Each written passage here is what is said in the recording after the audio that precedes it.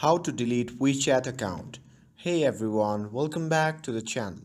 In today's video, I'll show you how to delete your WeChat account in just few simple steps. So without further ado, let's get started.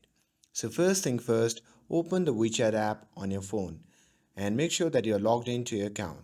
Once you have opened that, simply tap on your profile icon shown in the bottom right corner of the screen.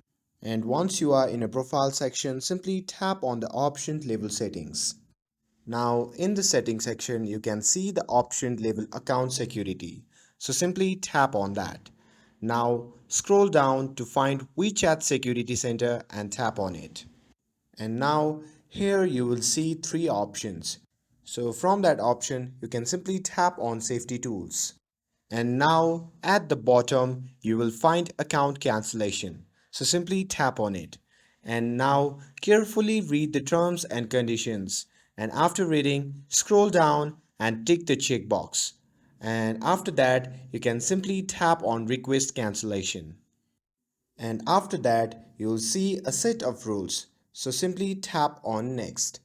And if you are sure about deleting your account, you can click on agree and confirm cancellation.